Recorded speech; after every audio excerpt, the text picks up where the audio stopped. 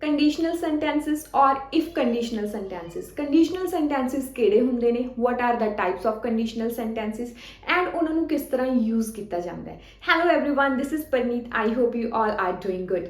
So today in this video we are going to discuss conditional sentences. देखो guys, एक बहुत important role play करते हैं when it comes to any competitive exam, when it comes to spoken English and even when it comes to IELTS. हुण writing दे विच IELTS की अगर तुसीं प्रिपरेशन कर रहे हो, कंडीशनल सेंटेंसिस नूं यूज़ करना बहुत क्रूशियल रोल प्ले करता and it is mandatory.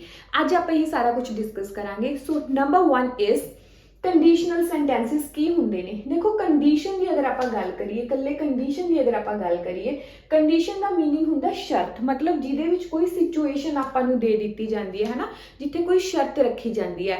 Like अगर मैं गल करां कि अगर मैं इस तरह करदी हाँ तो ये चीज़ हुंदा है ना, मैं मतलब कुछ कहा कि मैं अगर इस तरह करूँगी तो उहदा कोई रिजल्ट आएगा, उहदा कोई नतीजा होएगा, वो वाले सेंटेंसिस नूं असीं कहने आ कंडीशनल सेंटेंसिस। लाइक जे इदा हुंदा है, मतलब अगर कोई चीज़ एक पर्टिकुलर गल मैं कही, अगर कोई चीज़ इस तरह हुंदी है तो उदा होवेगा, मीनस उदा कोई एंड ते रिजल्ट जरूर आएगा। एंड वाली चीज़ की देवेगी तो उन्होंने कोई रिजल्ट देवेगी। Fine, okay. For instance, if this happens, अगर इदा हुंदा है, दैट थिंग हैपन्स, वो चीज़ उदा हो जाएगी। फाइन। नाउ कंडीशनल सेंटेंस दे विच दो तरह के क्लॉज हुंदे ना। व्हाट इज क्लॉज थोड़ा जिहा डिस्कस करांगे। क्लॉज वो हुंदा है, पार्ट ऑफ अ सेंटेंस जिहड़ा अपने आप दे विच एक मीनिंग कढदा है। कंडीशनल सेंटेंस की जदों गल आउंदी है, उहदे विच there are two type of clauses हुंदे ने। नंबर 1 जिहदे नाल इफ लग्या हुंदा है, इफ वाला हुंदा है कंडीशनल क्लॉज, मीनस जिथे असीं कोई शर्त रखदे हां, या फिर असीं इहनूं कह दिंदे हां इफ क्लॉज, या तुसीं कंडीशनल क्लॉज कह सकदे हो या तुसीं इफ क्लॉज कह सकदे हो। किहड़े नूं? जिहदे विच इफ वाला आ गया, ठीक है। दूसरी चीज की होएगी, वो होएगा रिजल्ट क्लॉज, मतलब इफ तो जेड़ा बाद वाला क्लॉज होएगा वो की दसेगा, वो सानू किसी चीज का रिजल्ट दसेगा, सानू किसी चीज का नतीजा दसेगा। इनू असीं रिजल्ट क्लॉज कह दिंदे हां या फिर कॉन्सीक्वेंस क्लॉज कह दिंदे हां। रिजल्ट नूं ही जदों असीं मॉडर्न इंग्लिश दे विच यूज करते हैं तो उन्होंने असीं कॉन्सीक्वेंस भी कह देने हैं, ठीक है। सो कंडीशनल सेंटेंस दे which there are two types of clause. One is if clause कह देने आपां, दूसरा किहड़ा हुंदा रिजल्ट क्लॉज कह देने हैं, या फिर कंडीशनल क्लॉज, और सेकंड किहड़ा हुंदा consequence clause. Fine. Let's take one example. अगर मैं एक एग्जांपल दवां, जे तुसी पानी नूं फ्रीज करदे हो ना, जे तुसी पानी नूं फ्रीजर विच रख दिंदे हो तां की हो जाएगा, ये किहदे विच बदल जाएगा, किसी सॉलिड चीज़ दे विच बदल जाएगा, या मैं कहां ये किहदे विच बदल जाएगा, आइस दे विच बदल जाएगा।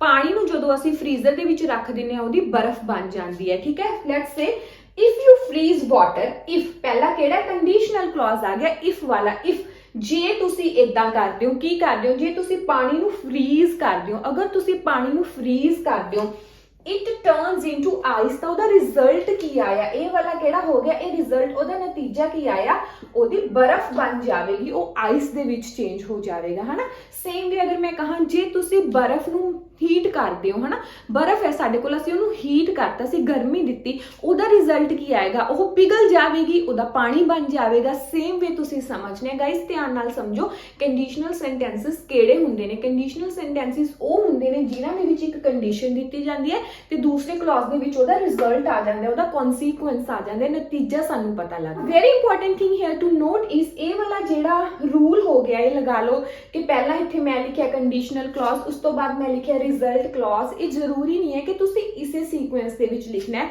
इसनूं तुसी वाइस वर्सा भी कर सकते हो, मीनस उल्टा कर सकते हो कि पहला तुसी रिजल्ट क्लॉज लिख दो, फिर तुसी कंडीशनल क्लॉज लिख दो। इहदे नाल नाल एक इंपॉर्टेंट चीज हो रहा है, जदों कंडीशनल क्लॉज अगे आएगा, मतलब जदों इफ अगे आएगा, उदों पहले क्लॉज तो बाद लगेगा कॉमा, उस तो बाद दूसरा क्लॉज आएगा, ठीक है। हाउएवर जदों रिजल्ट क्लॉज अगे आएगा, मीनस तुसी पहला रिजल्ट क्लॉज लिखिया ते उस तो बाद तुसी कंडीशनल क्लॉज लिखिया, तो फिर जेड़ा विच कॉमा है वो नहीं आएगा, ठीक है। चीज़ का ध्यान रखना, जदों कंडीशनल क्लॉज मतलब इफ वाला सेंटेंस अगे आया तो कॉमा आएगा, जदों रिजल्ट क्लॉज अगे आएगा, इफ वाला सेंटेंस पीछे आएगा तो कॉमा नहीं आएगा। लेट्स से ਸੈਕਿੰਡ ਵਾਲਾ ਬੇਸਿਕ ਰੂਲ ਕੀ ਬਣਦਾ ਹੈ, ਰਿਜ਼ਲਟ ਕਲੌਜ਼ ਅੱਗੇ ਆ ਜਾਂਦਾ ਤੇ ਫਿਰ ਕੰਡੀਸ਼ਨਲ ਕਲੌਜ਼ ਹੈ ਜਿਹੜਾ ਉਹ ਪਿੱਛੇ ਚਲਾ ਜਾਂਦਾ। ਲਾਈਕ ਰਿਜ਼ਲਟ ਕੀ ਸੀਗਾ, ਹੁਣ ਅਸੀਂ ਪਹਿਲਾ ਸੈਂਟੈਂਸ ਕੀਤਾ ਸੀ, ਇਹ ਵਾਲਾ ਪਹਿਲਾ ਸੈਂਟੈਂਸ ਹੈ ਇਫ ਯੂ ਫਰੀਜ਼ ਵਾਟਰ, ਜੇ ਤੁਸੀਂ ਵਾਟਰ ਨੂੰ ਫਰੀਜ਼ ਕਰ ਦਿਓ, ਠੰਡਾ ਕਰ ਦਿਓ, ਇਟ ਟਰਨਸ ਇਨਟੂ ਆਈਸ, ਹੈ ਨਾ। ਇਹ ਵਾਲਾ ਕਿਹੜਾ ਸੀ, ਇਫ ਕਲੌਜ਼ ਹੈ, ਇਹ ਵਾਲਾ ਕਿਹੜਾ ਰਿਜ਼ਲਟ ਕਲੌਜ਼ ਹੈ। ਤਾਂ ਅਸੀਂ ਇਸ ਨੂੰ ਉਲਟਾ ਵੀ ਲਿਖ ਸਕਦੇ ਹਾਂ, ਜ਼ਰੂਰੀ ਨਹੀਂ ਇਸੇ ਸੀਕੁਐਂਸ ਦੇ ਵਿੱਚ ਲਿਖਣਾ ਹੈ। ਵਾਈਸ ਵਰਸਾ ਅਸੀਂ ਕਿਸ ਤਰ੍ਹਾਂ ਲਿਖਾਂਗੇ, ਰਿਜ਼ਲਟ ਕਲੌਜ਼ ਪਹਿਲਾਂ ਆ ਜਾਏਗਾ, ਕੰਡੀਸ਼ਨਲ ਕਲੌਜ਼ ਬਾਅਦ ਦੇ ਵਿੱਚ ਆ ਜਾਏਗਾ, ਫਿਰ ਕੀ ਆਏਗਾ, ਇਹ ਵਾਲਾ ਜਿਹੜਾ ਕੌਮਾ ਹੈ ਉਹ ਨਹੀਂ ਆਏਗਾ।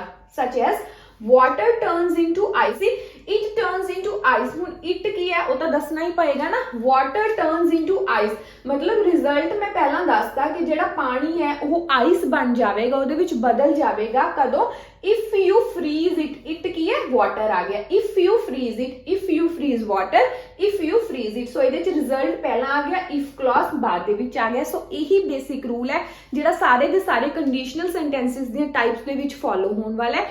One more important thing is, ਹੁਣ ਤੁਸੀਂ if ਦੀ ਜਗ੍ਹਾ when ਵੀ ਯੂਜ਼ ਕਰ ਸਕਦੇ ਹੋ, ਠੀਕ ਹੈ। Like when you freeze water, it turns into ice, या water turns into ice when you freeze it. if use करो चाहे when use करो, sentences the meaning same ही बनेगा। Now what are the types of conditional sentences? Basically there are 4 types of conditional sentences, है ना। अगर आप आम गल करिए तो 4 तरह के ही conditional sentences होंगे ने। केड़े केड़े, zero conditional, first conditional, second conditional and third conditional, ये वाले sentences होंगे ने। and हर एक sentence they rules and regulations, uses और functions different होंगे, जेड़ा आपां one on one parts they which discuss करांगे। However there are 2 other types, that is mixed 1 and mixed 2, ठीक है। ये वाली भी types होंगे ने, means zero, first, second, third ਤਾਂ ਤੁਸੀਂ ਇਹ ਵਾਲੀਆਂ 4 ਟਾਈਪਸ ਤਾਂ ਤੁਸੀਂ ਸਮਝ ਲਿਆ। ਬਟ ਅਗਰ ਤੁਹਾਨੂੰ ਮਿਕਸਚਰ ਦੇ ਵਿੱਚ ਸੈਂਟੈਂਸਿਸ ਆ, ਮਤਲਬ ਮਿਲ ਜੁਲ ਕੇ ਸੈਂਟੈਂਸਿਸ ਆ ਜਾਣ, ਤਾਂ ਉਹਨਾਂ ਨੂੰ ਕਿਸ ਤਰ੍ਹਾਂ ਬਣਾਉਣਾ ਹੈ ਉਹ ਆਪਾਂ ਲੇਟਰ ਔਨ ਪਾਰਟਸ ਦੇ ਵਿੱਚ ਡਿਸਕਸ ਕਰਾਂਗੇ, ਜਿਹੜੇ ਹੋਣਗੇ mixed 1 and mixed 2 sentences. So that's all for today's video. ਅੱਜ ਦੀ ਵੀਡੀਓ ਮੈਂ ਬਹੁਤ ਛੋਟੀ ਰੱਖੀ ਹੈ ਬਿਕਾਜ਼ ਤੁਹਾਨੂੰ ਹਾਈਲਾਈਟਿੰਗ ਫੀਚਰ ਪ੍ਰੋਵਾਈਡ ਹੋ ਸਕੇ about conditional sentences, like what are conditional sentences, ਹੈ ਨਾ, ਕਿਸ ਤਰ੍ਹਾਂ ਅਸੀਂ ਯੂਜ਼ ਕਰਦੇ ਹਾਂ, ਕਿਸ ਤਰ੍ਹਾਂ ਦੀਆਂ ਐਗਜ਼ਾਮਪਲਸ ਨੇ, and what are the different types of conditional sentences. Guys stay tuned for all the parts, बहुत ज़्यादा ज़रूरी ने। spoken English है, चाहे IELTS है, चाहे फिर कोई competitive exam है। So if you have any queries, do write me in the comment section. Thank you so much. Bye bye. Take care.